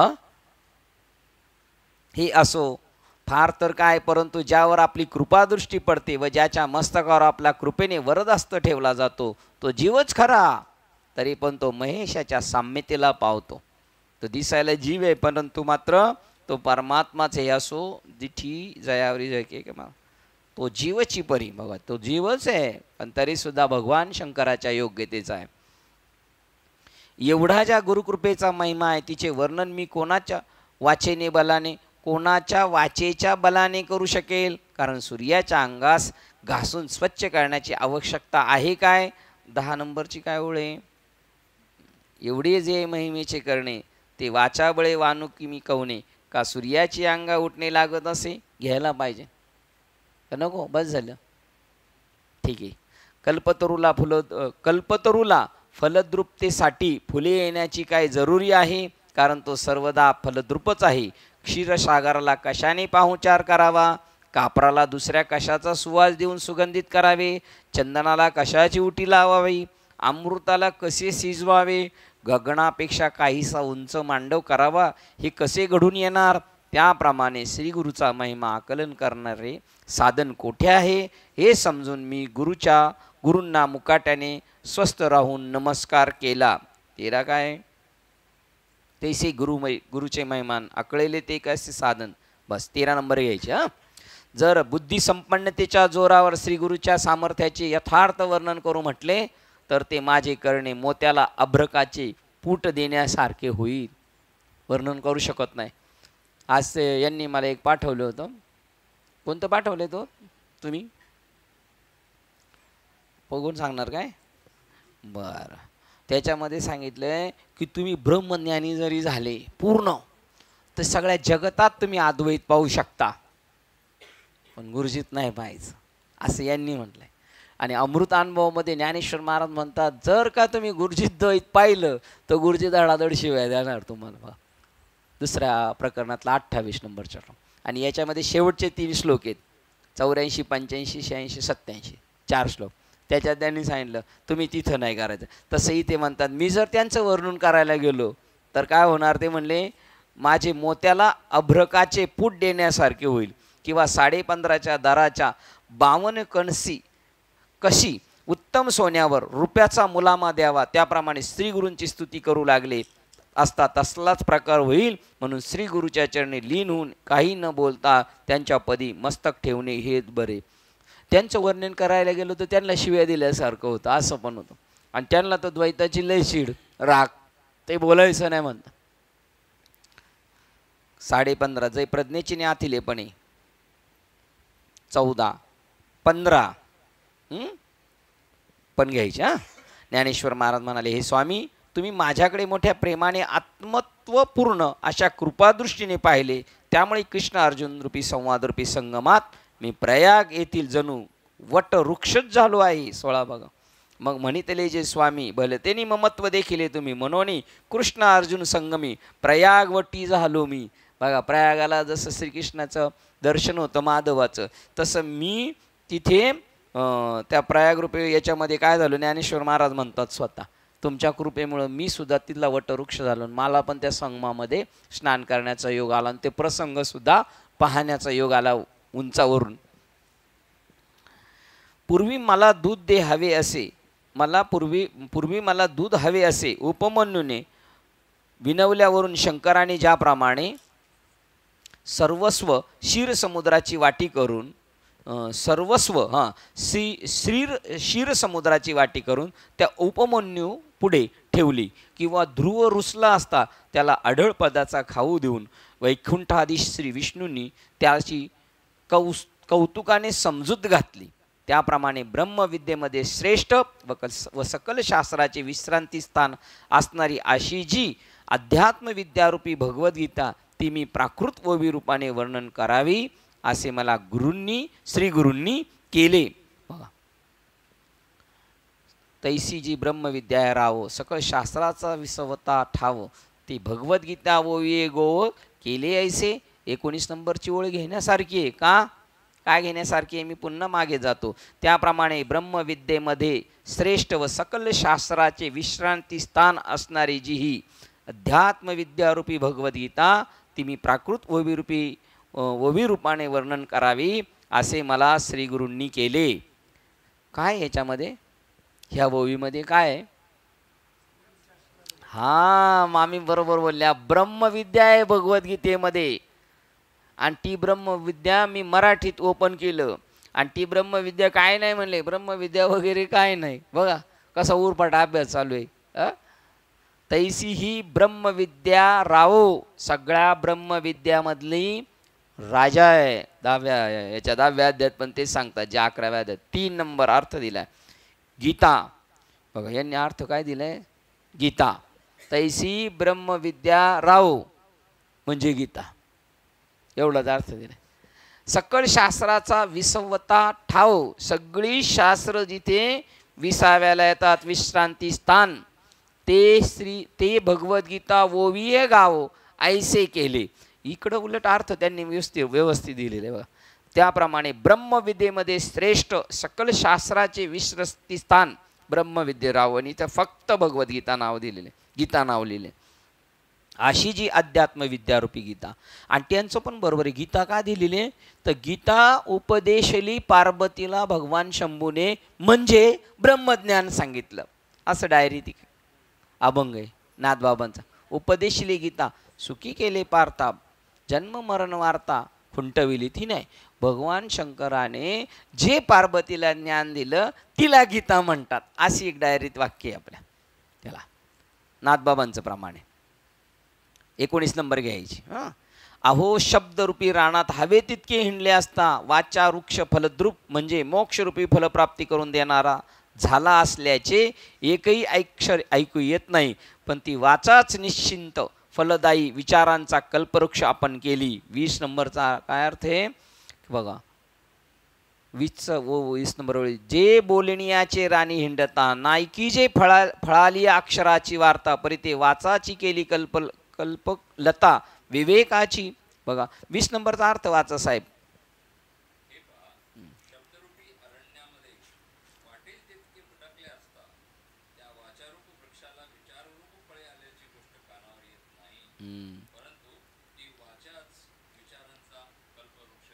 बघा किती फिरलं त्या याचा बारकाईने जर विचार केला तर ती ओळ असं सांगते तुम्ही किती जरी बडबड करीत बसले तरी त्याच्यात काही सुगावा लागणार नाही. पण मला तर असं गुरुजींनी केली माझी वाचाच कल्पवृक्ष करून टाकली. आणि त्याचंच वाक्य तयाचे मग 28 शब्द तो बोलतो ते बघा पुढे. त्याचे पुढची ओळ तुमची पाठीशा शिंदे. ज्या माझ्या बुद्धीची गती पूर्वी देह तादात्म्य पलीकडे जात नव्हती ती बुद्धीच आज ब्रह्मनंदारूपी भांडाराची खोली आपण बनवली आहे. आणि जणू काय माझ्या मनाला गीतार्थरूपी क्षीरसागरात जलमंदिर बांधून दिले जलाशय करविले आहे. होती देहबुद्धी एकसारी जे आनंद भांडारा केली ओरी मन गीतार्थ सागरी जलाशय झाले. आणि याचंच ती बोलणी आहे. जे बोलण्याच्या राणी हिंडता नायकी जे फळाची अक्षराची वाता फळलिया अक्षराची काय त्याच्यातून फळ भेटेल परी ते वाचाची केली कल्पलता विवेकाची. म्हणजे विवेक म्हणजे ज्ञान म्हणजे ब्रह्मज्ञान ती माझी वाचा तशी केली. आणि त्याचं खाली होती देहबुद्धी एकसरी. पहिली माझी बुद्धी देहावरच माझी तेवढी दृष्टी होती. ती आनंदा भंडार केली ओवरी 8 नंबर शांतीस्थान मन गीतार्थ सागरी जलाशय झाले. त्या गीतारूपी सागरामध्ये मन गीतार्थ सागरी जलाशय झाले. ते मन ते गीतार्थ सागरामध्ये बुडून गेलं तुरुंब झालं ब्रह्मरूप झालं. गीतेचे मेहमान ऐकावे श्रवणे सावधान सज्जनी द्यावे आता. बघा जयाचे अंतरी वसे नित्य गीता पावन तत्वता ब्रह्मरूप गीता म्हणता ऐसे दोन्ही अक्षरे पापते निर्धारिता भगवद्गीता पठन सर्वकारी. मग गीता म्हणते पुण्यकाळ. हा खाली शेवटचे पार्वतीये प्रति शिवे सांगितली अध्यात्म बोलिली ब्रह्मविद्या ब्रह्मरूप त्याचे स्वयचित्त झाले बोलणे खुंटले आहे नाही. बघा पार्वतीये प्रति शिवे सांगितली अध्यात्म बोलिली ब्रह्मविद्या. नाथबाबाचा अभंग आहे बरोबर ना. नित्य म्हणता गीता वाचेशी त्याला म्हणता दोषाचे पर्व श्रवण. किती मोठं पद्मपुराणही सांगितले सार गीता आहे थोर ब्रह्मविद्या मगाच्या ओळीला धरू नये. त्याच्यानंतर गीता अभ्यास त्याला कळे सारासार माय लय मोठा अभंग आहे. ब्रह्मविद्या गीता सर्वांचे साधन करी जो पठण नित्य काळे एका जनार्दनी नित्य हेची ध्यान पूर्ण समाधान घडे तेने. छान लगेच अभंग काढला व्हेरी गुड. किती घ्यायची ठरली आपली 19 20 आणि 21. ज्याप्रमाणे श्रीगुरूंच्या एक एक लीलात्मक करणी आहे त्या अगाध असल्यामुळे मला त्यांचा अपार सामर्थ्याचे शब्दाद्वारा वर्णन करावायचे कसे कळेल असे असूनही महाराज जे काही मी धिटाईने अनुवादात्मक बोललो ते सहन करून त्याची मला क्षमा असावी. बघा तुम्हाला मी काय सांगू शकतो पण तरी पण मी सांगणार. बरं ते बोलताना सगळ्यांना बोलताना तरी अवधान आहे एक वार दिजे ना ऐकायला कोण बसले निवृत्तीचा. आपण म्हणलं बाबा नेट बसून ऐका नेट लक्ष द्या. 22 नंबरची धिटाईनी 22 नंबरची ओळख आहे. ऐसे एक एक देवाचे करणे ते अपार बोलो केवी मी जाणे तरी अनुवादलो धीटपणे उपहासी जो जी. जाऊ द्या. आत्तापर्यंत आपल्या कृपाप्रसादाने मी भगवद्गीतेच्या पूर्वखंडाचे वविबद्ध छंदाने वर्णन सहज लीलेने केले. सहज लीला खेळात केली. लीला म्हणजे खेळेने मी केलो पण तुमच्या कृपा आशीर्वादाने. 23 नंबर आता आपुलेने कृपा प्रसादे मी या भगवद्गीता व विविध प्रबोधे पूर्ण खंड विनोदे वाखाणीला विनोदेने. बघा खेळता खेळता काही बोलिलो विनोदे तुमचेनी असं चालेल. आत्तापर्यंत आपल्या कृपाप्रसादाने भगवद्गीतेची पूर्वखंडाचे ओवीबद्ध छंदात वर्णन सहज लिहिणे केले. पहिल्या अध्यायात आप्तस्वकीयांबरोबर युद्ध करणे अयोग्य आहे. आता 9 अध्यायापर्यंत सांगतो. असे वाटल्यामुळे अर्जुनास खेद उत्पन्न झाल्याचे सांगितले. तुमच्या कृपेची दुसऱ्याच निष्काम कर्मयोग स्पष्ट सांगितला आहे, परंतु त्यात साध्य साधन भावाने ज्ञानयोग व कर्मयोग यातील भेद दाखवून सांगितला आहे. तिसऱ्यात केवळ कर्मच तुमच्या पायाच्या प्रसादे काही बोलिलो विनोदे नव्हे अंगभूत युक्ती मजे क्षमा करणे संती तुमच्या कृपेचे पोसणे जन्मोजन्मी तुका म्हणे. ही जन्माची आपली संपत्ती. हे आपण आज एवढे सगळे भेटलो नाही, हे काही ह्या जन्मात भेटलो नाही. जरी आता भेटलो आपण एवढ्या 4-6 वर्षामध्ये, मागे जन्माची लय जुनी ओळख आहे आपली. हे 6 महिने झाले म्हणतात.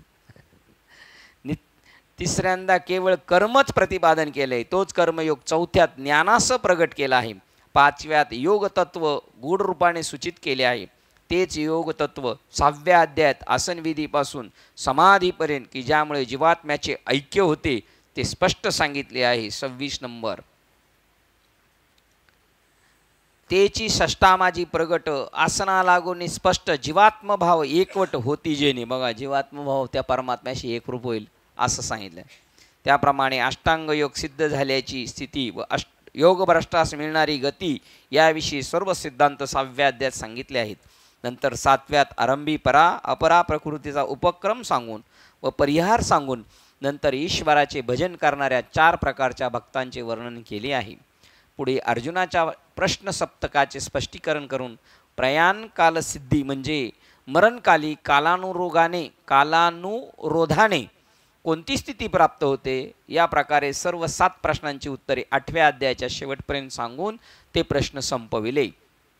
मग असंख्यात असलेल्या वेदात जेवढा काही मुख्य अभिप्राय आहे तेवढा सर्व 1 लक्ष महाभारतात भगवान व्यासांनी आणला आहे व संपूर्ण महाभारतात सांगितलेल्या सर्व अभिप्राय श्रीकृष्ण अर्जुनाच्या संवादरूपी गीतेच्या 700 श्लोकात आहे. तोच 700 श्लोकातील अभिप्राय एका ह्या 9व्या अध्यायात आणला आहे. किती हे असेल एवढा मोठा पार एवढ्या याच्यात आणलंय. बाबा म्हणतात आपल्याला एवढ्याचं विस्तार करायला जमू शकतं, पण कमी वेळात भरपूर सांगणं सोपं नाही, थोडक्यात सांगणं सोपं नाही. बघा 31 नंबरची ओळवी काय ती ये अग्वियाची जी महाभारती ते लाभे कृष्ण अर्जुन वाचुक्ती आणि ती अभिप्राय 700 तो एकलाची 9व्या अध्यायामध्ये अख्खा 700 श्लोकाचा सिद्धांत इथे आलेला आहे.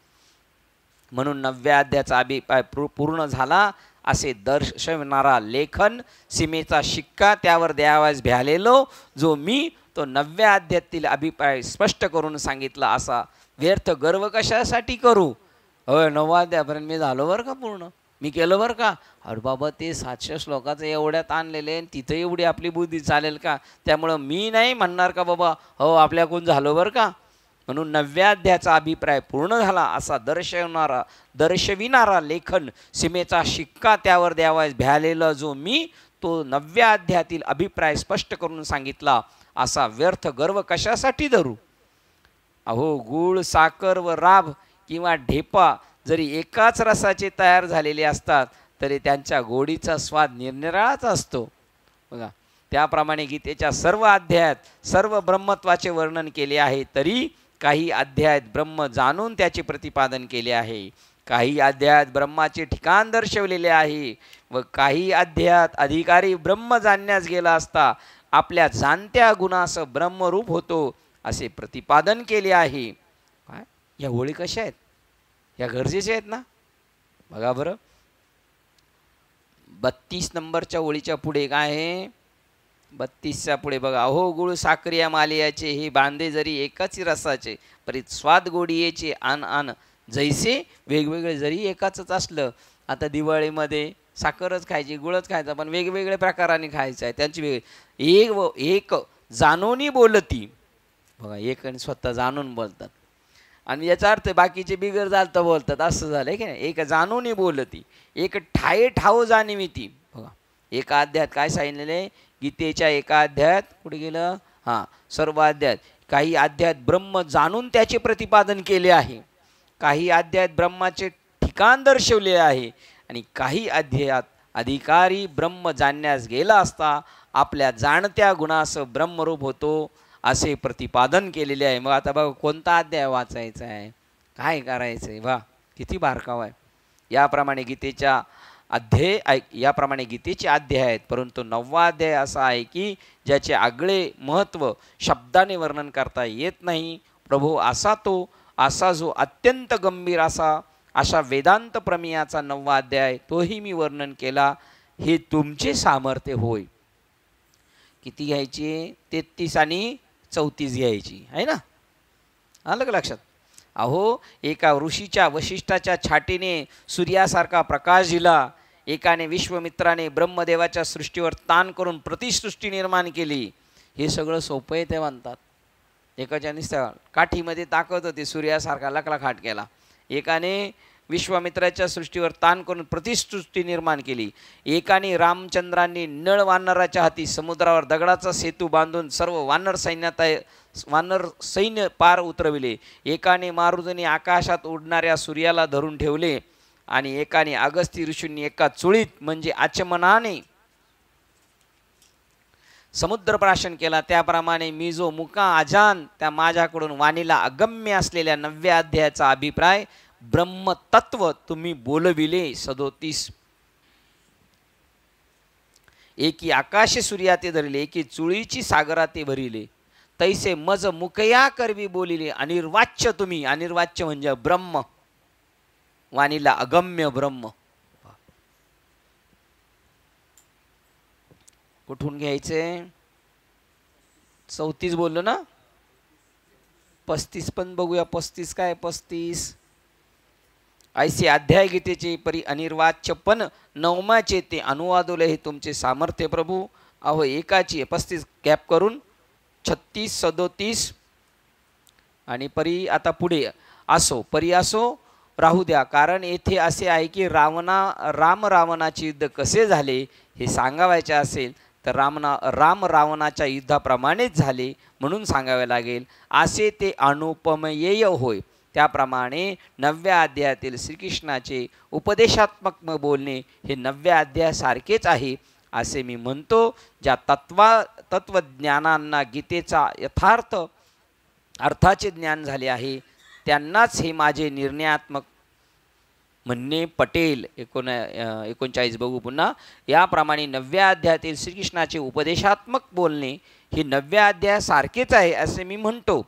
ज्या तत्वज्ञानांना गीतेच्या यथार्थ ज्ञानाचे यथार्थ अर्थाचे ज्ञान झाले आहे त्यांनाच माझे निर्णयात्मक म्हणणे पटेल. 39 बघू. तैसे 9मी कृष्णाचे बोलणे ते 9मियाचे ऐसे मी म्हणे, याचा निवाडा तत्वज्ञ जाणू जया गीतार्थो हाती. त्यांनाच कळेल ज्यांना हे कळालेले, त्यांना एरवी नाही कळणार. अशा प्रकारे पहिल्या 9 अध्यायाचे मी यथामती व्याख्यान केले आहे. आता येथून गीता ग्रंथाच्या उत्तरखंडास आरंभ झाला आहे हे ऐका. या उत्तरखंडातील आरंभीच्या अध्यायात श्रीकृष्ण हे अर्जुनास आपल्या मुख्य व गौण विभूती सांगतील. ती उत्तम चातुर्याने रसभरीत कथा मी तुम्हाला सांगतो. याच्यातल्या कुठपर्यंत घेतल्या होत्या आपण? 37 38 पण घ्यायची.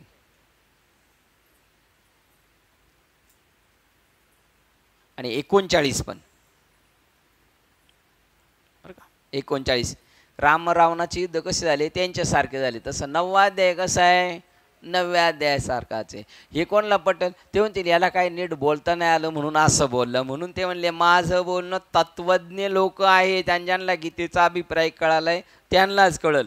नाही ते म्हणतील याला नीट काय बोलता नाही आलं म्हणून दिलं काहीतरी सारासारी करून. 9वा अध्याय कसा आहे तर 9व्या अध्यायासारखाच आहे. हे जाणताच कळू शकतो ज्याला 9वा अध्याय कळालाय. ती ही कथा मी सांगणार देशी भाषेतच, पण त्या देशी भाषेच्या सुंदरपणाने भरलेला शांत रस शृंगार रसालाही जिंकील. या माझ्या मराठी भाषेतील ओव्यास अलंकारशास्त्राला भूषणासारख्या शोभतील. मूळ संस्कृत गीता ग्रंथ व त्यावर माझी मराठी टीका वाचली तर दोन्हींचा खरा अभिप्रायात्मक अर्थ मनास पटला तर त्यातील मूळ ग्रंथ कोणता हे समजणार नाही. किती कॉन्फिडन्स असला पाहिजे आपल्या बोलण्यावर. मला असं वाटतं, असं बाबा बोलले होते, मग तू काय बोलतो, तुला काय वाटतं, एवढा कॉन्फिडन्स आहे. दोघे जर गीता आणि ज्ञानेश्वरी ठेवली तर नेमका पहिला कोणता हे कळणार नाही. हे तरी अजून ते मर्यादा सांभाळतात. पुढे 18व्या अध्यायात म्हणतात, माझी गीता सरस, माझी गीता सरस ठरेल म्हणतात. ती काय आता बोलणं असेल बाबा. किती किती त्यांना हे स्वतःच्या याचा स्वतःच्या कर्तृत्वाचा अभिमान आहे का श्रीगुरूंच्या कर्तृत्वाचा अभिमान आहे. हो, आमचे बाबा असे मुख्याला बोलायला होतात. ज्याप्रमाणे शरीराच्या सौंदर्याने शरीर हेच दागिन्यांना भूषण होते. ही 43 घ्यायची. बघू एक मिनिट. 43 पहिली ओळी बघू. मूळ ग्रंथाची या संस्कृता वरी मराठी नीट पडता अभिप्राय मानेली या उचिता कवनभूमी हे न चोजवे. कोणती पहिली हे कळणार नाही. काय तुमच्याकडे अर्थ आहे 43चा साहेब? आणि साहेब वाचतात तशी वाचायची ज्ञानेश्वरी घरी.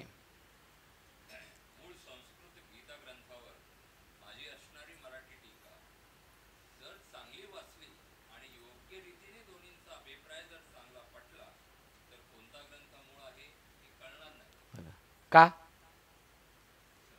हां, त्यांना स्वतःला किती आत्मविश्वास.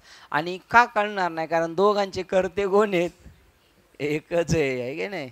ते कृष्ण आणि हे कृष्णच आहेत. हा, हे कृष्ण आहेत. नक्की आहेत.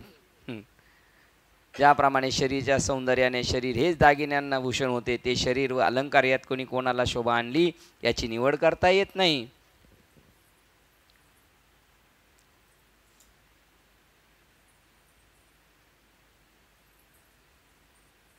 कसं ओळ दिली बघा. याच्या कसं दृष्टांतावर मात केलेली. शरीर ज्याप्रमाणे शरीराच्या सौंदर्याने शरीर हेच दागिन्यांना भूषण होते. दागिन्यांना कोण भूषण होते? शरीर. ते शरीर व अलंकार यात कोणी कोणाला शोभा आणली याची निवड करता येत नाही. पहिले एक सांगून पण झाले. शरीरानेच कोणाला किंमत आणली? दागिन्यांना. तरी पण म्हणतात आता दागिन्यांनी शरीराला शोभा वाढवली का? दागिन्यांची शोभा शरीराने वाढवली. दागिन्याची शोभा शरीराने वाढवली. नाहीतर दगडाच्या मूर्तीला लावले तर काय, किंवा त्याच्या याच्यात ठेवलेले त्याला काय शोभा आहे? त्या सोनाराच्या बॉक्समध्ये ते आपल्या शरीरावर चढणार तेव्हा त्याला आनंद, त्याचा हे वाढणार उंची. तेव्हा ज्ञानेश्वरीची उंची वाढली हे म्हणतात ज्ञानेश्वर महाराज. 44 नंबर ओळ कशी आहे बघू. जैसे अंगाचे सुंदरपणे लेनिया अंगची होई लेणे, तेने अलंकार वेले कवन कवने हे निर्वचेना. बघा, तरी पण म्हणतात तरी सांगता येत नाही. त्यांना काय सांगायचे? तरी पण सांगून झालं. पहिलं सांगता येणार नाही, पण सांगून झालं. 44. त्याप्रमाणे माझी मराठी भाषा व संस्कृत भाषा या दोन्ही एकाच ग्रंथाचा गीतेचा भावार्थ प्रगट करण्याच्या बाबतीत समान योग्यतेच्या असून त्या एकच आसनात कशा शोभतात हे शुद्ध निर्मळ बुद्धीने ऐका.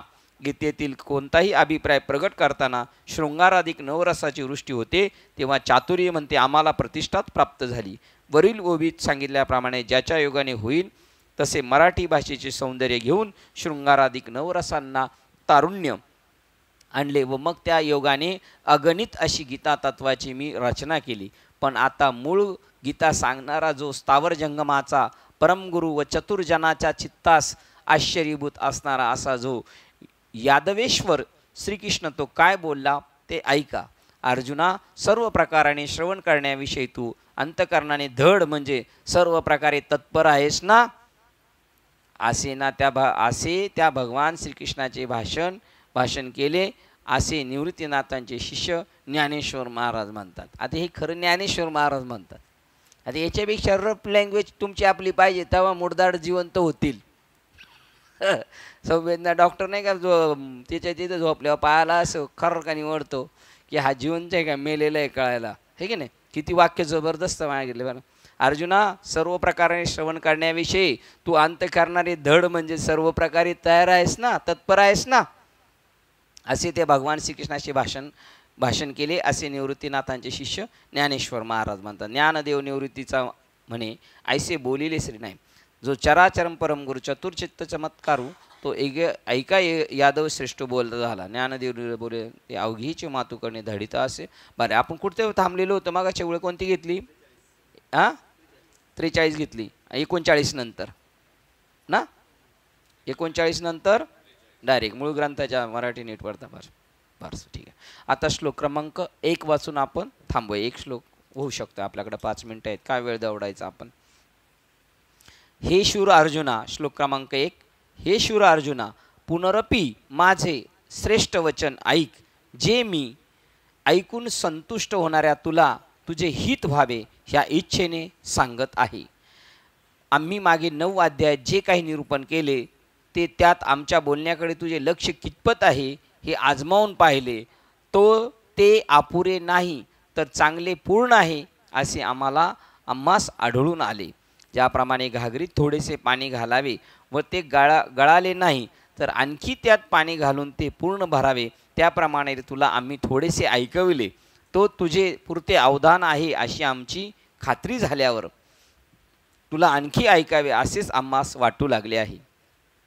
ज्याप्रमाणे एखादा नवीन चाकर ठेवल्यावर त्याची कसोटी पाहण्याकरता त्याच्या जाण्या येण्याच्या वाटेल ते टाकतात व ते त्याने आपल्याजवळ न ठेवता मालकाच्या स्वाधीन केल्यावर अर्थात प्रामाणिक आहे असे आढळून आल्यावर त्याची खजिनदार म्हणून नेमणूक करतात. त्याप्रमाणे अर्जुना, तू उपयुक्तरित्या आमच्या कसोटीला उतरल्यामुळे तू माझ्या ज्ञानरूपी जमादार खाण्याचा मालक झाला आहेस. आणि वरीला नाव लावायला काय हरकत. असे अधिकार संपन्न अर्जुनाला पाहून सर्वेश्वर श्रीकृष्ण मोठ्या प्रेमाने बोलले आणि ज्याप्रमाणे डोंगर पाहून मेघाची फळी दाट भरून येते त्याप्रमाणे कृपाळूचे राजे भगवान म्हणतात, अर्जुना, पूर्वी सांगितलेलाच अभिप्राय तुला पुन्हा सांगतो ऐक. हे पहा, हर 1 वर्षास शेताची पेरणी करावी. मग जसे जसे पीक अधिक येऊ लागते तसे त्याची पुन्हा मेहनत, मशागत व लावगड करण्याचा कंटाळा करू नये. अथवा हे पंडूसुता, शेतकऱ्यासारखी इकडे कसरत करावं लागणार आपल्याला, त्यावेळेला आपण परिपक्व होणार. अथवा हे पंडूसुता, ज्याप्रमाणे सोन्याला वरचेवर पुटे ताव दिल्याने सोन्याचा कस अधिक वाढतो म्हणून ते सोने अधिक शुद्ध करावेसे वाटते, त्याप्रमाणे येथेही आहे पार्था. हा अभिप्राय सांगण्यात आम्ही तुझ्यावर मुळीच उपकार करीत नाही, कारण आम्ही आपल्या स्वार्थाकरता, स्वतःच्या आनंदाकरता पुन्हा तुला सांगत आहोत. किती वाक्य जबरदस्त आहे का. हे बाबा लोक तसं आहे का होतं शे भावना यांच्या. आपल्याला काय करायचं, आपण बोललो तर उगाच डोळ्यावर आहे का ना. बोलून तर सगळं झालं तुमचं. बघा बरं काय बरं 57 क्रमांकाची पुढती. तैसे एथ पार्था तुझं आभार नाही सर्वता, आम्ही आपुलियाची स्वार्था बोलवलो पुढते. आभार 8, उपकार ही ओळ घ्यायची. बघू पुढची पण.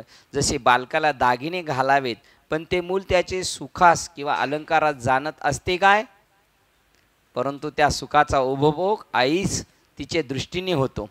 त्याप्रमाणे बघा, आपण जरी बाबांकडे गेलो ना, बाबा आपल्याला सांगायचे आणि आपण पण मान हलवायचा, हा हा हा हा, म्हणजे आपल्याला सगळं कळालं.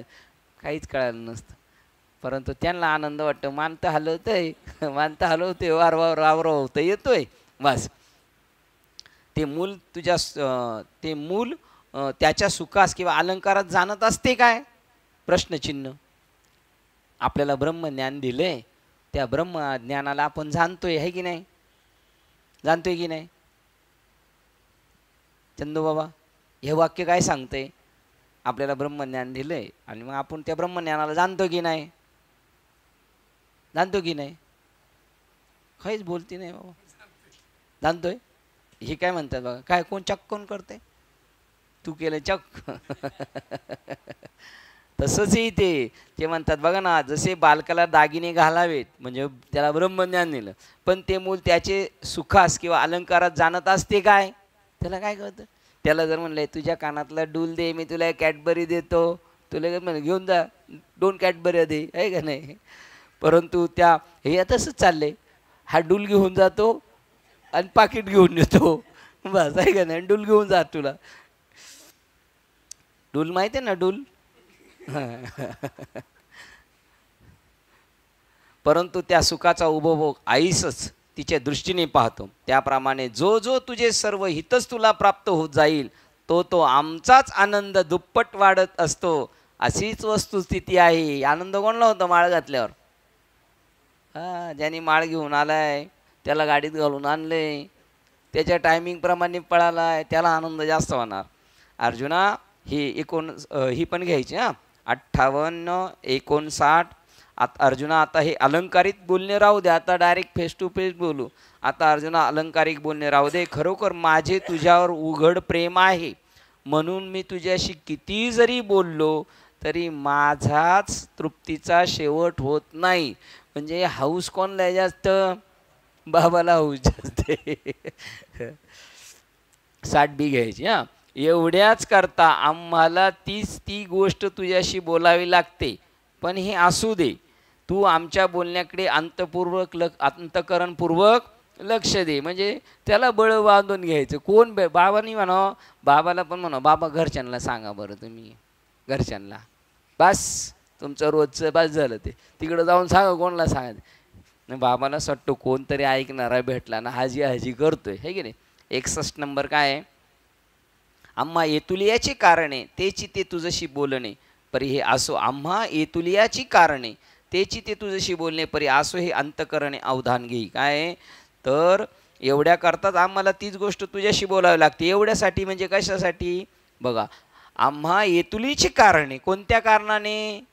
तर अर्जुना असो ये विकटी मज उघड तुझी आवडी, म्हणून तृप्तीची सवडी बोलता न पडे.